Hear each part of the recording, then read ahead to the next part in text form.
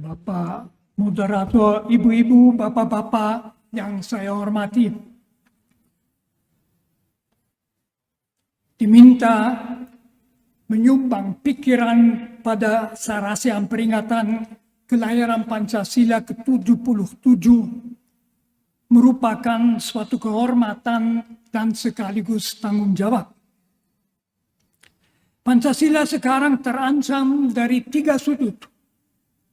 Yang pertama, ada penganut ideologi eksklusif sempit yang mau menggantikan Pancasila dengan ideologi mereka. Yang kedua, Pancasila jangan sampai dibajak oleh elit politik untuk melindungi privilege mereka. Dan yang ketiga, Pancasila dianggap omongan orang-orang di atas saja, tanpa relevansi pada kesejahteraan dan keselamatan orang kecil. Kalau Pancasila mau diselamatkan, 3 ancaman ini harus kita tanggapi. Saya mulai dengan yang pertama, yang terakhir. Pancasila bukan sekedar omong di hari libur. Dengan Pancasila, bangsa Indonesia mencapai sesuatu yang bagi banyak bangsa di dunia sampai hari ini mengelak. Indonesia adalah bangsa paling majemuk di dunia. Indonesia terdiri atas ratusan komunitas etnik, budaya, dan agama. Bahkan ratusan komunitas itu merasa sebagai satu bangsa. Bangsa Indonesia adalah sebuah perjuangan bersama melawan penghisapan, penghinaan, dan ketidakadilan penjajahan. Di Batavia pada tanggal 28 Oktober 1928, ratusan pemuda dari seluruh Nusantara bersumpah akan bersatu dalam memperjuangkan satu bangsa, satu tanah dengan satu bahasa persatuan, bahasa Indonesia. Tetapi persatuan kemajuan Indonesia itu hanya dapat mantap apabila didasarkan pada keyakinan dan cita-cita yang dimiliki bersama.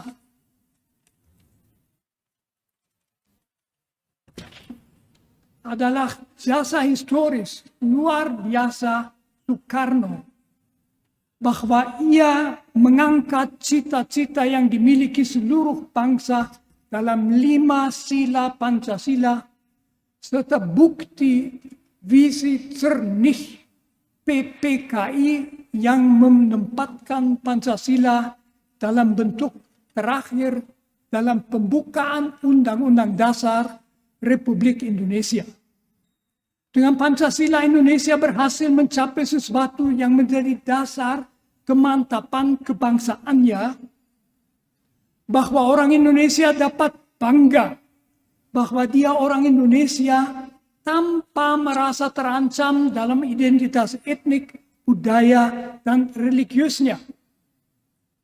Banyak negara, misalnya di Myanmar, gagal dalam mewujudkan identitas nasional.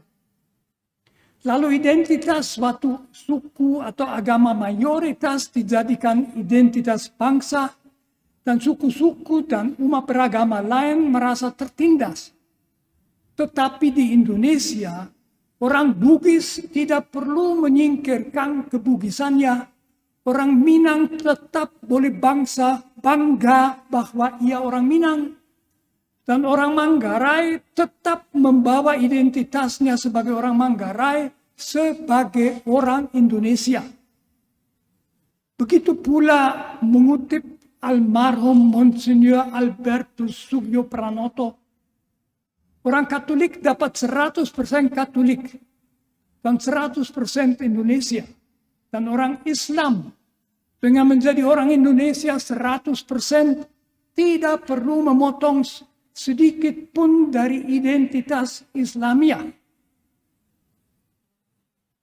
Satu catatan bagi saya, lagi-lagi membuktikan genialitas Bung Karno. Pancasila adalah nilai-nilai dan cita-cita dalam kehidupan bersama masyarakat di Nusantara sejak ratusan tahun. Pancasila bukan filsafat import, melainkan berakar dalam khazanah etis dan budaya Nusantara. Akan tetapi, dan itu begitu luar biasa, Pancasila sekaligus mengungkapkan dan menjamin 4 keyakinan etis paling dasar yang sekarang diakui resmi oleh umat manusia.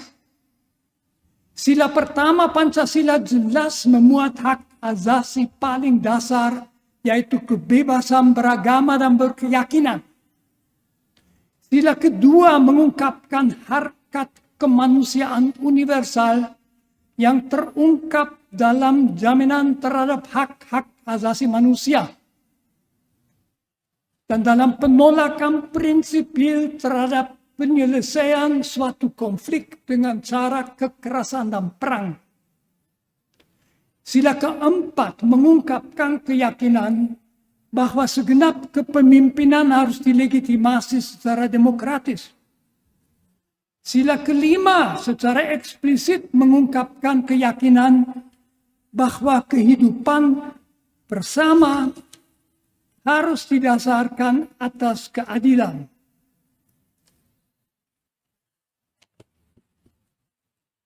Sedangkan dalam sila ketiga Persatuan Indonesia, bangsa Indonesia menyatakan bahwa Republik Indonesia tidak berdasarkan kesukuan, tradisi feodal atau agama, melainkan merupakan suatu nation state dalam solidaritas kebangsaan. Ancaman kedua terhadap Pancasila terwujud apabila Pancasila dianggap sekedar kepentingan orang elit. Omongan itu amat berbahaya dan tidak dapat dilawan dengan omong saja. Rakyat Indonesia harus merasakan bahwa dalam Pancasila segenap bangsa Indonesia dan seluruh tumpah darah Indonesia merasa dilindungi dan maju dalam kesejahteraan. Barangkali yang paling perlu harus dapat dirasakan adalah pewujudan keadilan sosial. Perpecahan bangsa yang paling berbahaya adalah perpecahan vertikal. Kalau 50% bangsa yang belum betul-betul sejahtera, dan kita harus ingat 10% bangsa masih hidup dalam kemiskinan absolut. Kalau mereka mendapat kesan bahwa keindonesiaan, pembangunan, kemajuan hanyalah demi kepentingan mereka di atas, Indonesia berada in deep trouble.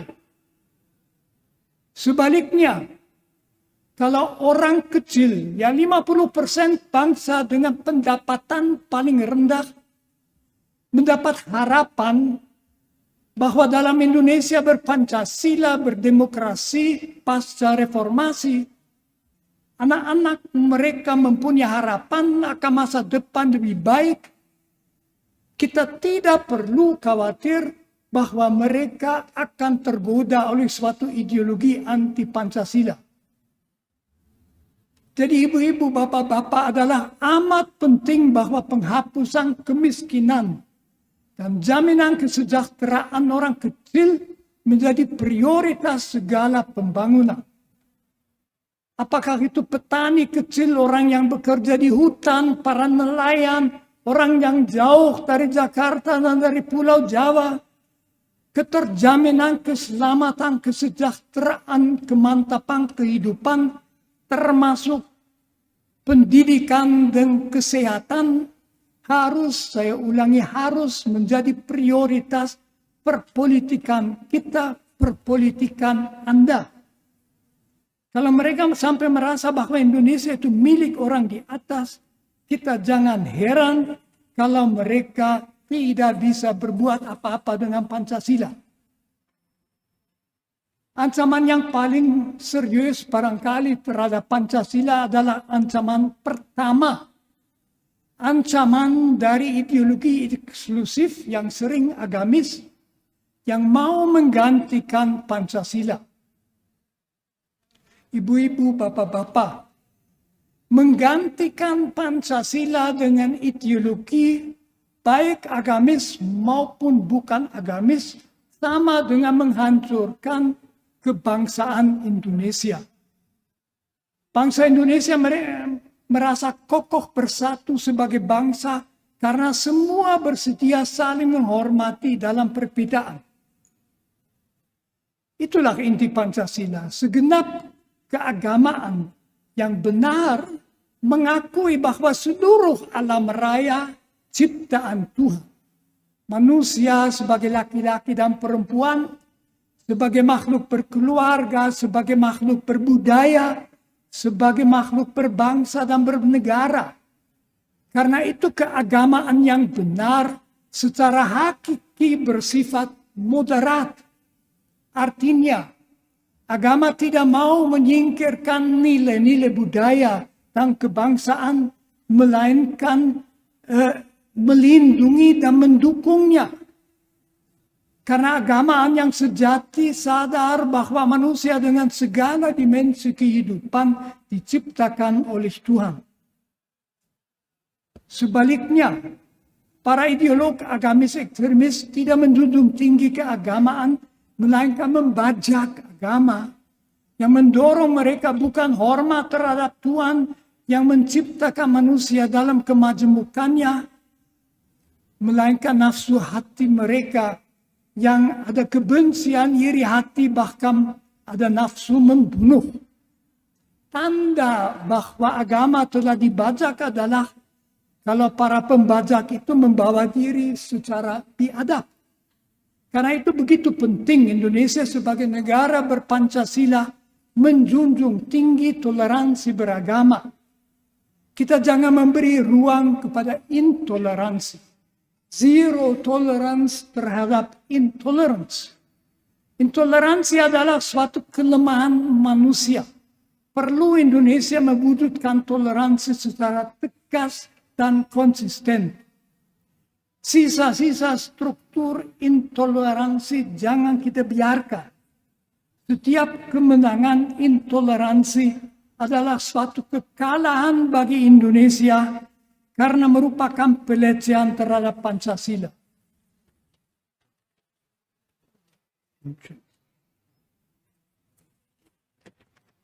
Siapapun yang bersedia mendasarkan diri pada Pancasila harus dapat merasa aman di antara kita. Ibu-ibu, bapak-bapak, perkenankan saya suatu kata terakhir. Di hari-hari terakhir, kita membaca tentang rob di pantai utara Jawa. Bahwa di India mengalami suhu sampai 50 derajat. Sudah amat mendesak kita mengambil tindakan keras untuk mencegah malapetaka kehancuran alam kita.